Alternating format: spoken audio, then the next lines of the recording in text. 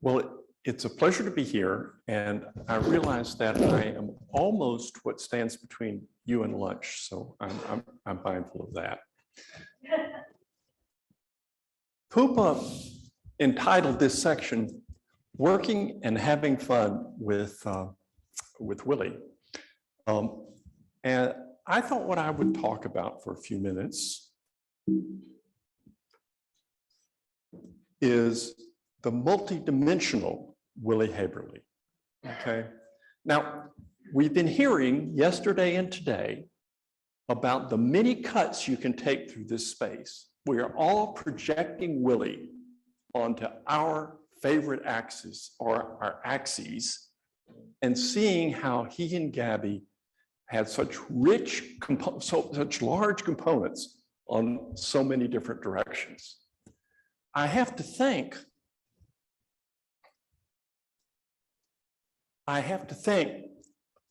Bob Cadmus for the idea of talking about multidimensional Willy. One of the most interesting things to do is to look at the reminiscences posted on the physics website. A number of you contributed, and Bob's comment was, Willy was so multidimensional, he didn't know what aspect to talk about. So I want to quickly talk about a few of those aspects. Willy was elected to the National Academy of Sciences in 2002. On the left of this is the formal citation, the formal posting that you see on the website. And here's a citation: "For exceptional contributions to the development and use of ion sources for charged particle accelerators in both fundamental and applied fields." Now, a little truth in advertising here. That's actually one version of the Bonner Prize citation, because it turns out that unless you saved the program from the year the individual was inducted, it's hard to recover the citation that was read at the Academy meeting. In any event, keep this in mind in terms of his contributions and how it relates to our thinking about doing fundamental science and doing applied science. That's going to come back later. Let me replace that dour image I showed you in the official posting with this image from one of the National Academy meetings. Now, the National Academy actually does some serious work, but one of the things it does at every annual meeting is have the President's Dinner. A bunch of folks dress up and dance, sometimes to YMCA, and Willy and Gabi embraced that activity.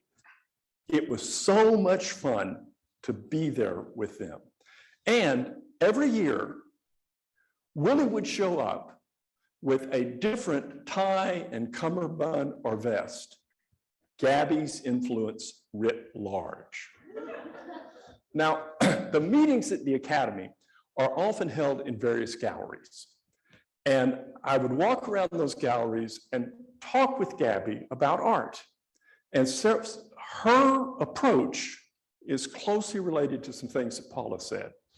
First of all, an amateur could walk up and make a completely inane comment about a piece of art. Trust me, I did the experiment. And Gabi would say something extremely gracious. She could always make you feel like you were seeing something in the art that an expert could see. It was really quite a gift, the way she did that. The other thing that Paula mentioned was her passion for a big variety of art. And she and Willy truly embraced that. She also told me that when she was trying to purchase a piece of art, she would explain, "I'm just the wife of a physics professor." I don't know if she said poor physics professor or not, but she clearly was using that business acumen to be a collector, right, Paula? Dinners with friends and colleagues. I am impressed with how many people are commenting about a dinner on Farwell with Willy and Gabi. And everybody knows it was a special experience. Here's some images of that. These are familiar to all of you. Sitting around at dinner and Willy extolling about something or listening carefully, similarly with Gabby.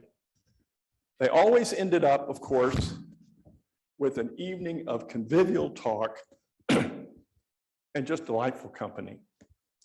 Now, another reminiscence that really stood out to me was one from Francis Halson. He said, Willy and Gabby prepared gourmet dinners with scientific precision. And I'm here to tell you, with documentation as well. Scarlett and I got married in a drive-by wedding in 2007. I mean, that literally was a justice of the peace. We went in and came back out. There were 50 minutes on the parking meter still, okay? But that evening, we had been invited to dinner with Willy and Gabby and with Baha and Barb. They didn't know we were getting married that day, but we took a bottle of champagne and we celebrated. The last time we saw Willy in August of 21, that came up. That's 14 years after the event. Willy got up from the table, walked into the other room, and came back with a notebook. Opened it to the page from that night, told us what we ate and who was there. Even had a notation about what champagne we brought. Now, that showed that he could not only do great experiments, he knew how to keep a notebook. We've heard about Ronco. Ronco was a special place to them. And I had indeed heard a story, much like Paula was telling, about how they came to have Ronco.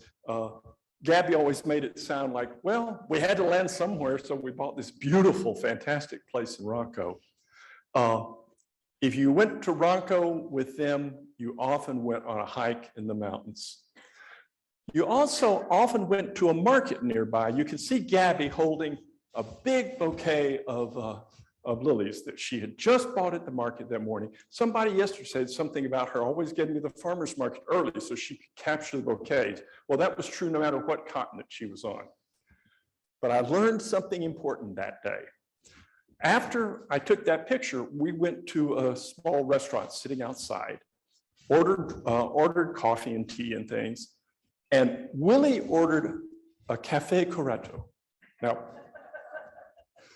Now, Pupa and others can explain this in more detail, but a corretto is basically a shot of espresso corrected with some grappa. And it was quite interesting to hear Willy dealing with the server who was been too timid in the initial correction. With some of Willy's back and forth, he got it the way he wanted it. You went on a hike with them. This is with Francie, and Dom is there. This is many years ago. I love some of these images of Willy and Gabby on a hike, and I love those sunglasses that Gabby has on, okay?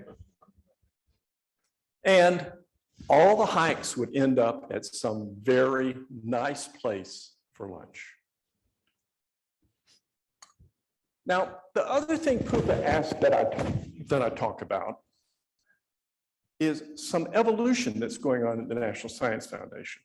I led the Directorate for Mathematical and Physical Sciences there for 4 years, and then I returned and was the Chief Operating Officer at NSF for 3 years. And during that time, some things have come up that many of you who follow NSF are probably hearing about. And I want to go back to the Bonner Prize citation and remind you that it is for both advances in both fundamental and applied fields. I want to talk for a moment about the history of NSF. And for those of us who've spent our lives doing fundamental science, I mean, cross sections for polarized scattering, vibrationally controlled chemical reactions, that kind of thing, also are often thinking about the applied connections that our work makes. Certainly advances in accelerator technology has had, as people in this audience know better than I do, many, many practical applications. Let me briefly talk about the history of NSF. During World War II, Vannevar Bush was an advisor to President Roosevelt and headed the Wartime Office of Scientific Research and Development. At the end of the war, in 1945, a debate was coming up about how we are going to fund science in this country, science that had made such a difference during World War II going forward. Vannevar Bush was at the center of that debate and wrote this book, Science, the Endless Frontier, kind of the document for thinking about how science is supported in this country. And a 5-year debate ensued. The debate was about issues such as who's going to fund applied science? How much social and behavioral science will we fund? What will be the geographic distribution of science funding? And who will direct science? Who will direct it? In 1950, through some compromises, that was resolved, and President Truman, on a train in Idaho, signed the act that created the National Science Foundation.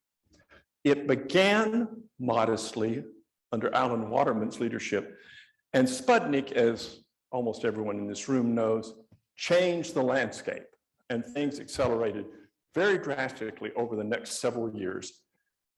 In 2020, the National Science Foundation celebrated 70 years of funding science. All of that time, there has been a balance between discovery research and applied research and technology. I put all of those in quotes because both of those things are somewhat in the eye of the beholder. There's been one central thing, and that is the workforce. Our bringing students forward to make the next transformative discovery. And I think the comments about Willy's interest in training graduate students and in undergraduate education is closely related to that point that I think all of us have kept in mind as we have gone through the journey of doing science. The National Science Foundation does its work primarily through 7 directorates. The biological sciences, engineering, math and physical sciences.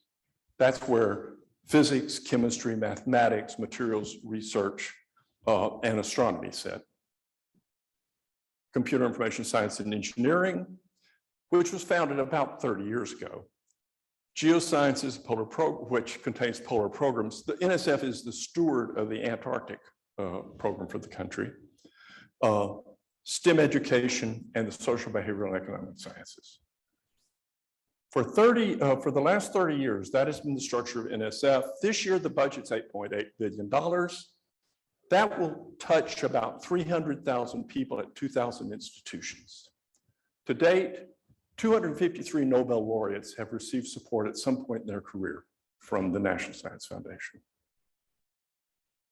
For the first time in 30 years, the National Science Foundation has created a new directorate. The Directorate for Translation, Innovation, and Partnerships. This is a directorate that responds to urgencies of the time and responds to calls we are hearing in Congress, in the scientific community, and that are part of the President's priorities. One of the President's priorities in his budget this year, which requested $10.5 billion, up from $8.8 billion for the National Science Foundation, is spurring economic recovery and growth. Think about this problem you're familiar with. This goes back to the basic and applied balance we're talking about. You think of academic discovery research, and we think about industry applied research and technology. And in between is this delicate area of pre-competitive research. Now, we all know that if we look at the resources invested, as we go from discovery research to commercialization, public funds decrease. And at the same time, private funds increase. The private funds increase because investors can realize a return from making an investment in not basic research, but in the applied outcome of it. This gap in between is often called the valley of death. And part of the purpose of this new directorate, as well as existing programs, is to bridge that gap. Now, the National Science Foundation has programs that are working on bridging that gap. One is what's called America's Seed Fund. That's a small business innovation research effort program. The other is the Innovation Corps, Convergence Accelerators, and the Partnerships for Innovation.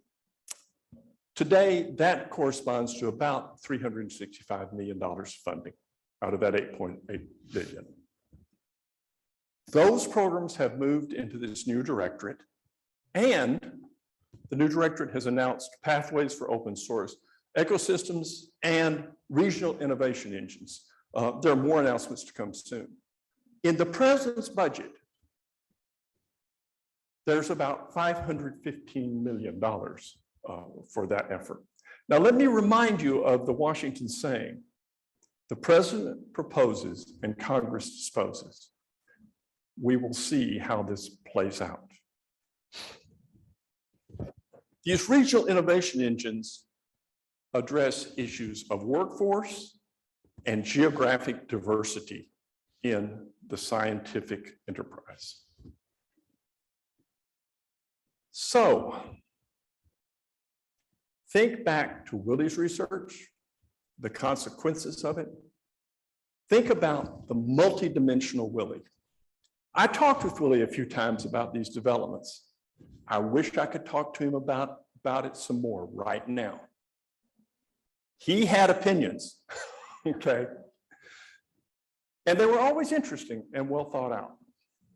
So I've taken one cut through this, maybe I projected on a couple of axes of the multidimensional Willy, but the main thing I want to say is, thank you, Willy.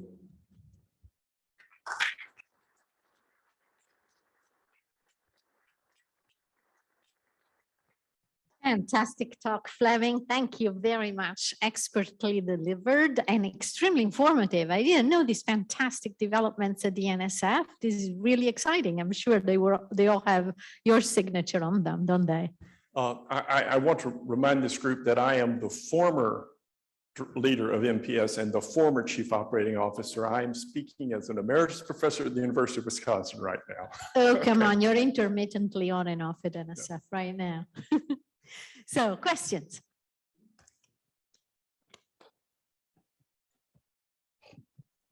This is not so much a question as a comment and an observation. In my earlier talk this morning, I showed a photograph, a Polaroid photograph taken of the group of students here at Willy who helped me roll that iron-source into the accelerator vault downstairs. Every person in that picture was white and male. 50, 60 years later, I'm sitting here from a university where I only taught the first woman in my class 3 years after I got to Chapel Hill. The last class I taught was balanced between women and men, introductory physics.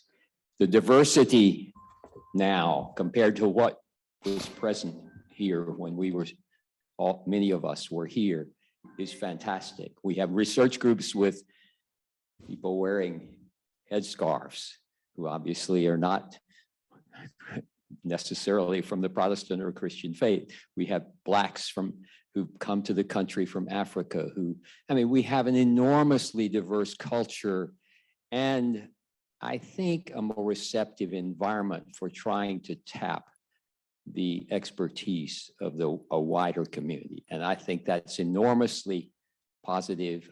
I never discussed this with Willy. It only struck me in the last couple of weeks as I suddenly looked at that picture again. It's the weekend of Juneteenth. It's the weekend of a lot of these celebrations, and I find that a positive. So I did not put these slides in, mindful of time, but you're making a really important point, and we have a long way to go. No question. If we, let's imagine that our aspiration were in 2030 to have a scientific workforce, a STEM workforce that looked like the nation. We would have to double the number of women in science. We would have to triple the number of Black or African Americans in science. Latinos would have to more than double. Pacific Islanders would have to triple. So I don't know if that's quite the right aspiration, in that there are lots of issues about what fields people choose to go into. But having watched this enterprise for a long time, I am proud of how many women took their PhDs with me. I'm proud of the diversity we have accomplished. I think we have a long way to go and we need to be leaning in. And one of the ways, and there are a couple of reasons for doing it. The primary reason is that's where the talent is. We have to bring those folks into the scientific technical enterprise. The other is this notion of geographic diversity, which senators and representatives from underrepresented states that receive less than 0.75% of the NSF budget, that's the EPSCoR program, they want to see more funding go out there. We have to build this infrastructure so that those places can compete for the funding. But we're also going to find, by building that infrastructure, we're going to bring more people into the enterprise, more diverse people. So it's an exciting time. There are a lot of possibilities. I think you make, finally, I'll stop by saying, you make an important point. It's easy to see how much further we have to go.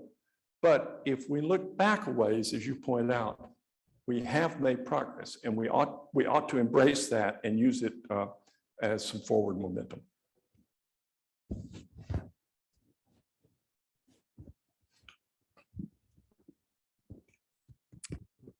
Fantastic. Thank you so much, Fleming.